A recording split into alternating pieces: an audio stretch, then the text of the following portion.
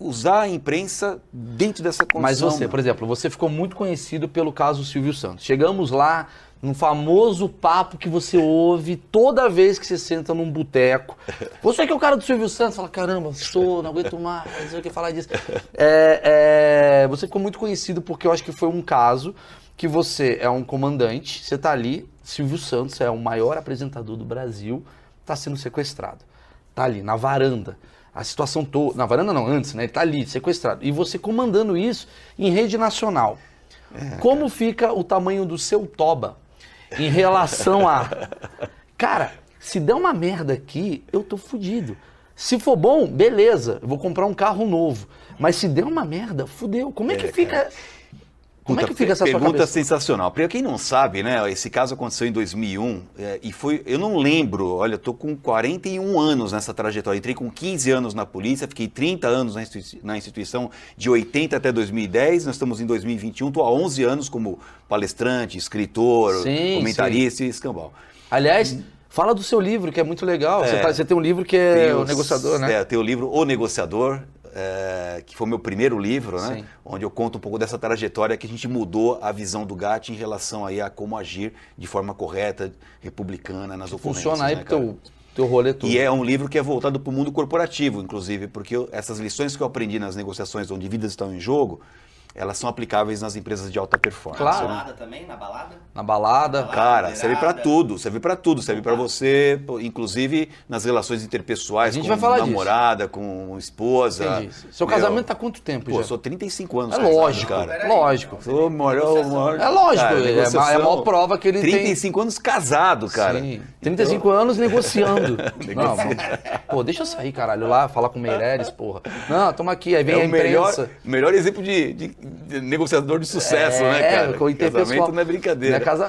Mas e aí? Aí tá lá... Pô, aí o que aconteceu? O Brasil parou. Sim. Porque começou com o sequestro da filha dele, que acabou sendo pago resgate, e a moça foi liberada, a Patrícia, e depois um certo tempo... Que é a Patrícia Bravanel de hoje, pra quem tá vendo. A polícia continuou naquela investigação, que é natural, e aí o sujeito se achando...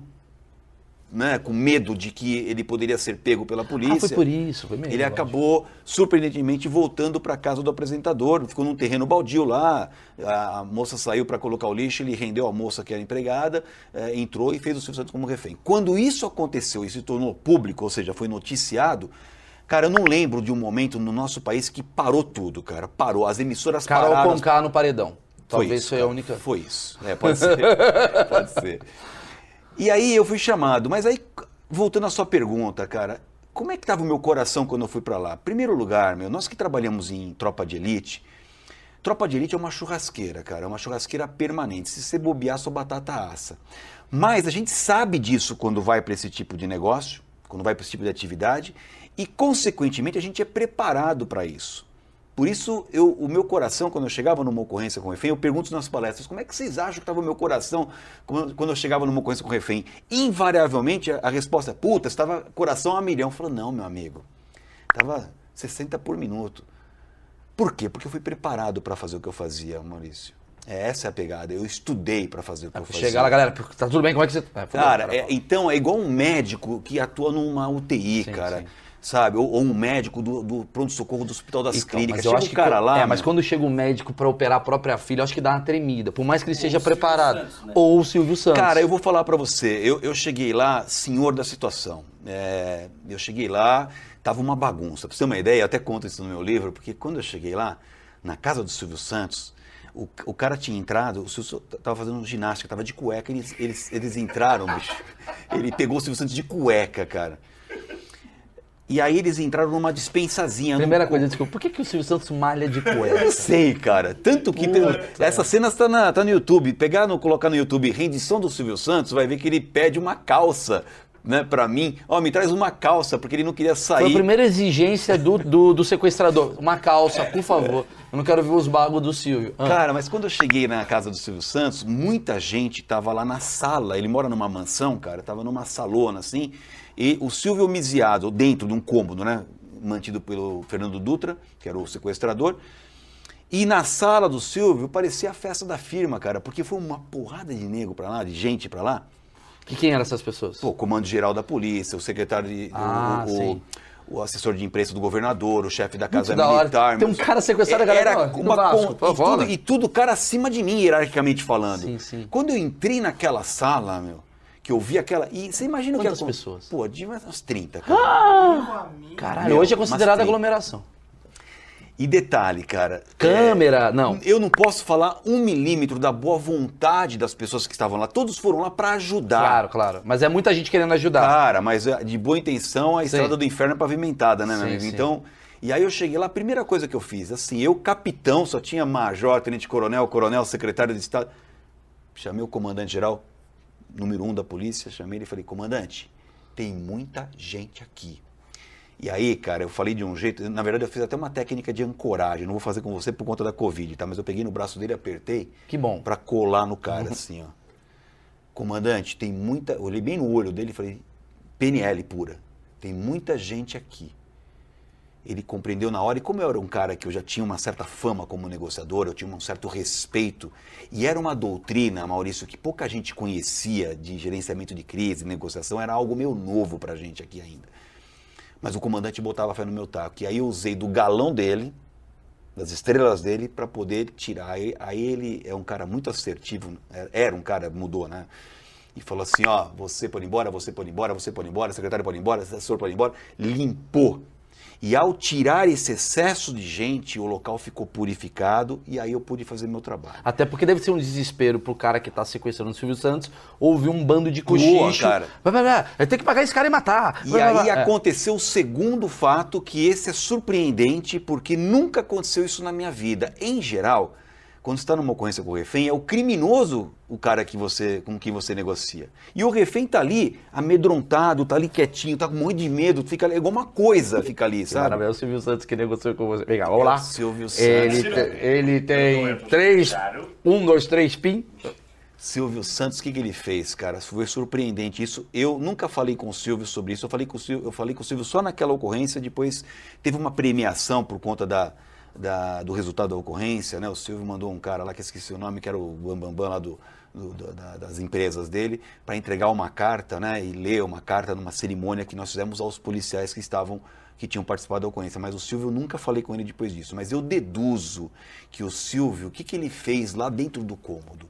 Ele percebeu, em primeiro lugar, ele não queria de verdade que nada de mal acontecesse com o garoto lá, que é o Fernando Dutra, o sequestrador. Ele não queria. Eu acho que não, porque ele é um cara que trabalha com gente, ele é um cara que vive com gente, assim, no sentido de profissional. Então eu acho que por mais que o cara tenha sido o autor do sequestro da filha dele, estava lá o mantendo como refém armado, eu acho que o ser humano Silvio Santos não queria que o cara morresse. Eu juro que eu preciso fazer essa pergunta. Você entrou na sala... Não entrei na sala. Ele estava dentro de um cômodo, com a porta fechada. Eu negociava com o Silvio dentro do cômodo com o Fernando Dutra, e eu da porta aqui, falando com ele pela porta, mas sem contato visual, eu não via. Num corredor, assim. Era um cômodo, era um corredorzinho, na verdade, a sala grande assim, tinha um cômodo e uma porta, e era ali que eu negociava. E aí você falava, tudo bem, gente? Ó, Fernando, sou eu, aí Luca... O Silvio, eu não falei uma vez com o Fernando, cara. Era o Silvio, que eu olha, me apresentei. Quando eu cheguei lá, me apresentei, e teve um detalhe que é muito particular, eu tive que me apresentar como Doutor Luca, não Capitão Luca, que eu era à época. E por que isso? Porque antes de mim, estava negociando o comandante-geral da polícia. Aí desceu, né?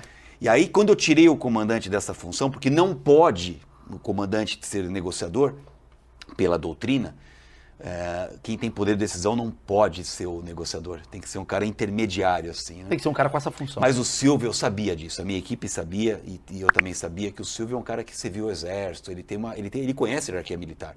E aí, pensando nisso, eu não pude me apresentar como capitão, porque eu pergunto pra você, como é que você se sentiria tendo um coronel e depois entra um capitão? Rebaixou, né, cara? Agora tô vindo aí, é o estagiário Cunha. Aí eu tive que usar embora, eu usei de um artifício que me surgiu na hora. Eu falei, não vou me apresentar como capitão, vou como Luca, doutor Luca, né?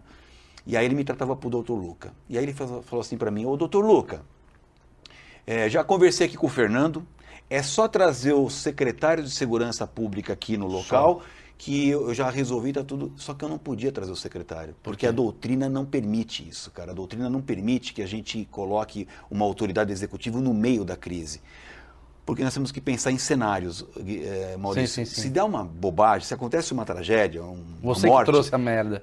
Além do que a autoridade, ela passa a ser parte da ocorrência. Porque senão fudeu, né? Tipo, não tem que ter alguém para ficar eu quero o isento. Axl Rose aqui, quero bater um papo. Quero o Neymar aqui. Pode, eu cara. Quero Bruno Marquezine. Eu falei pro Silvio, Silvio, olha só, não tem necessidade. Nós estamos aqui, tá aqui o comandante da polícia, porque ele não foi embora, ele ficou ali, me cedeu o lugar de negociação.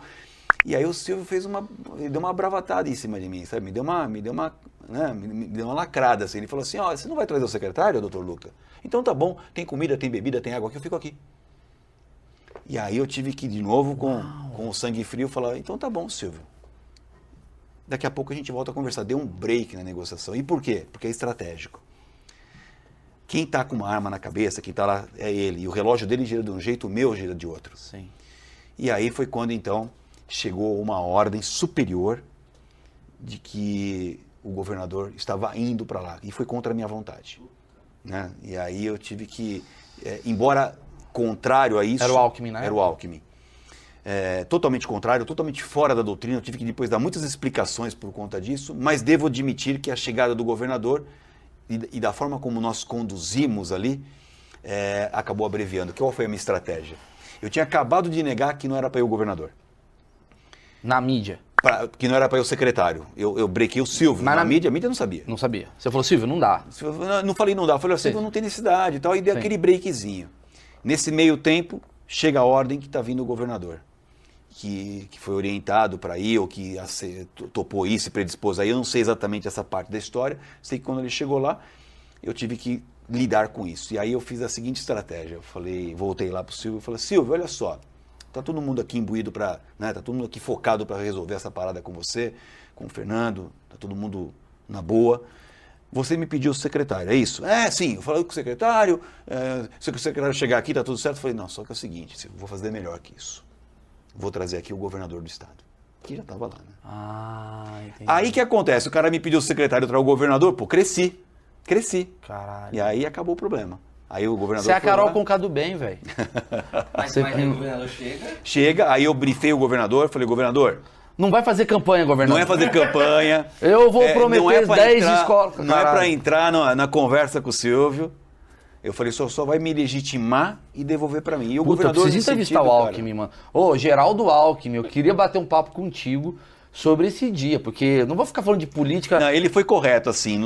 Eu acho que foi muito mal orientado, ou se ele quis ir para lá, não devia, porque se acontece uma bobagem, acabou a carreira política do governador, claro. Ele vira parte da ocorrência, aí Mas, vem cá, juridicamente dá problema. Ninguém chegou a entrar nessa... Geralmente numa negociação, vocês não entram em contato visual com... Às vezes sim. Às vezes mas geralmente é o quê? Assim, tem dois tipos de negociação. Né? Essa, por exemplo, sem contato visual. O cara está dentro de um cômodo, você fala com ele pela porta. Sim. Você só ouve o sujeito. Você nem sabe o que está acontecendo ali dentro. Mas há negociações onde o sujeito está num local que ele aparece para você. E o negociador está sempre protegido, sempre. A gente nunca dá mole, sabe, cara? Sim. Nunca se expõe. Já aconteceu do cara falar assim pra mim, vem aqui conversar comigo. Eu falo, vou, solta a sua arma. Não, mas não vou fazer nada. Então solta a sua arma, já que você não vai fazer, solta a sua arma. A gente não se arrisca demais, sabe? Porque a gente sempre pensa no cenário catastrófico. Pior, né, cara? Sim. E ali nós estamos para resolver o problema, não para causar um outro problema.